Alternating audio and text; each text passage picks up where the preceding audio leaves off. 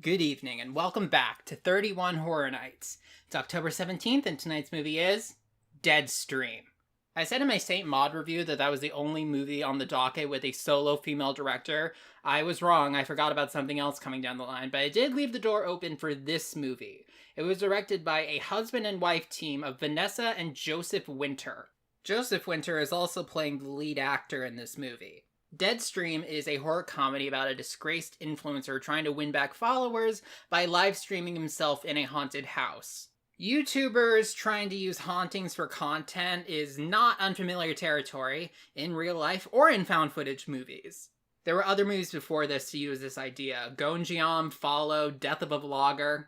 But this is the first one I've seen that's also a horror comedy. One thing I could tell from the trailer is that Joseph Winter was able to get the YouTuber tone just right. You know that sort of J Station thing where he doesn't even talk, he just yells? This seems very similar to Followed, but already they seem to have their finger on the pulse of what YouTubers are really like a bit better than that movie did. I'm gonna give it a watch. That felt like a couple seconds to you, but for me it's been hours. For some reason, it really took me a lot of time to try to organize my thoughts about this movie. It's kind of confusing because there are so many things in it that are so great, but when I look at the whole thing, it felt kind of uneven in tone. It's still very good. I'm giving it an 8 out of 10, but there were some things about it that I still can't really wrap my head around. I think to explain this better, there are two different ways I could have seen them going about this. Two different routes that would affect the story, the tone, and the humor. There's the route that's sort of like Ready or Not, or even other movies that are more horror movies that have moments of levity in it, where the funny moments are augmented and made even funnier when they're found in such a dark, not funny situation. And often that humor is based off of things that are very relatable. It draws its humor from its realism. And on the other side of the spectrum, you have like the B-movie type of horror, like Evil Dead 2, where it's all very silly, very campy. You're not supposed to take it seriously at all, and you just have fun with it. Deadstream, and I have never seen a movie do this before, legitimately does both of those types of humor. And it does both of those types of humor well, but they can't coexist in a tonally consistent movie. And I think there are two other things fueling this sort of confusion I have. First of all, the camera POV style is meant to add realism. It's meant to take away one of the barriers between you and the movie. So I wouldn't think a movie like that would want to be super campy, super silly, not really supposed to be taken seriously, because why would you use that style then? And there's also the fact that the main character of this movie, Sean, we never see him, like, off camera. We never see, like, him not presenting something to his followers.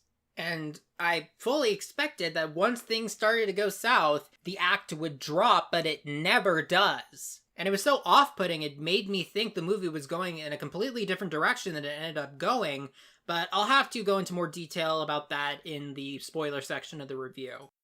The horror in this movie is not bad, but I think a lot more impressive than that is the comedy, because this movie actually got me to physically laugh at least twice. Though one of those moments was sort of that realistic comedy, and the other one of those moments was that silly, campy comedy. Also, when it comes to the realism factor, when it comes to accurately portraying what influencers act like, if Followed is on one side of the spectrum where they didn't really get it right, and the other side of the spectrum is Death of a Vlogger, where it feels like some of these are like word-for-word quotes I've heard on the internet before, Deadstream is right in the middle. There were some points that felt really good, some that didn't hit as well. One good joke very early on in the movie is him talking about how he just recently got back his monetization on his channel, but he was talking about how he doesn't really care about the money. And while he's saying that sentence, a little pop-up ad that he put in sort of blocks most of the screen, and it's an ad for his merch.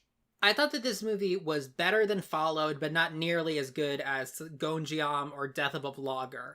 Still, if you liked either of those two movies, there is a lot to like in Deadstream. But now I really want to go into the spoiler section because I have some things to say about this movie. I talked about the fact that The whole persona, the aggressively fake, "What's up, guys? I'm here at the most haunted," like that sort of attitude does not go away once things start getting dangerous. And I didn't really know what to make of it, but there was a point where he talks about the things that got him canceled before, and he says that he wants to give a more genuine apology, and that he donates this live stream to the blacks and the Mexicans. And that's the point where like a little light bulb in my head went off, and it made me think, oh, this entire thing is a publicity stunt. This isn't real. This is something he set up, and he's putting on this show to convince his young, impressionable viewers that he has changed. That made everything line up to me. I was waiting for the reveal at the end that this was all fake and set up by him, but that never happens. There is no indication that this is anything but real. So I guess we're supposed to believe that this is just who this guy is? But I can't wrap my brain around that because of just the idea of anybody acting like this doesn't like register with me. And also the camera POV thing, that sort of makes it harder for me to suspend my disbelief in that regard. And it's even harder when like the main ghost of the house starts taunting him by saying like, "Smash that subscribe button," or stuff like that. And one thing that occurred to me while I was pondering this movie is maybe this is playing on the idea that when you're watching like a YouTuber or even like reality TV, you don't know how much of it is real and how much of it is fake or exaggerated to play up the content. And I, like many people, just sort of go into all of these things based on the assumption that it's all fake. So then to go into it with that mindset, to see someone acting so aggressively fake, to have the story feel so contrived, and to even have the villain of the story play into it, I can't imagine it all being real unless the entire thing was supposed to be campy and silly from the beginning. Normally, this is the part of the review where I talk about scares that I really liked, and there were a few I thought were good, but more than that, I want to talk about some of the jokes that I thought were good in this movie. The main character, Sean, he really just loves to hear the sound of his own voice. Maybe he just feels like he needs to keep talking during the live stream, but there are times where he would just add some inane comment that not only adds nothing, but actively exposes his own ignorance. Like he sees a cleaver, a meat cleaver on the wall, and says, "You could fillet a fish with that." I also want to talk about the two really funny moments in this movie. The first one is when he gets, for some reason, this is like a live streaming service that allows viewers to send in their own videos. Like videos that they recorded while watching the stream that they send in. And one of them was some viewer who had like a grandma who worked in the house as a nanny. And she's talking about how there's this great evil in this house, but she made an item that could ward off those evil spirits. And at that point, we already figured out that he had broken that one, like, spirit warding item, thinking it was something evil. And when the guy talking to his grandma says he already broke that, the grandma, in so many words, said, "Oh, crap. Well, he's dead then." And it was so sudden and so casual, too, that I couldn't help but laugh at it. And the second part, the more surrealist joke that I liked, was he, for some reason, really likes adding a bunch of different GoPros on things and naming them funny things. But there was a point where it's like well past the point where this is like serious life-threatening stuff. He like attaches a silver dagger to the end of a pole and like rubs garlic on the end of it. And there was a thing where it's like you could see some of the ghosts through like the security GoPro cameras, but not from like the handheld cameras, which doesn't make any sense to me. Like, why is one camera more special than the other camera?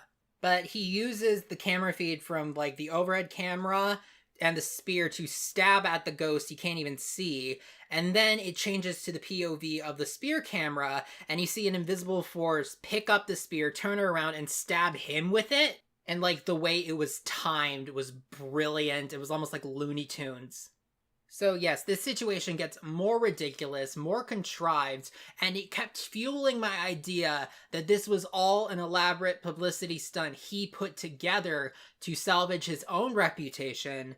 But then the movie ends with him defeating the evil ghost, and then the other ghosts in the house kill him. And then the movie just ends. And I thought there might have been like a post-credits scene. There wasn't. It just stops there. So like, that was all supposed to be real? And again, I've had to mull over this for a while to be able to put my thoughts into words. I enjoyed watching Deadstream though. It was very funny at a few points. It wasn't as scary as Gonjiam and it wasn't as clever as Death of a Vlogger, but there is still a lot to like in Deadstream. Maybe I'm just overanalyzing the sort of duality of it all, the sort of self-contradiction of a humor that stems from reality and a humor that stems from surreality, but maybe that's just me. Even so, I would still recommend it because I can't think of another movie like Deadstream. Alright, thank you for listening. I'll see you tomorrow.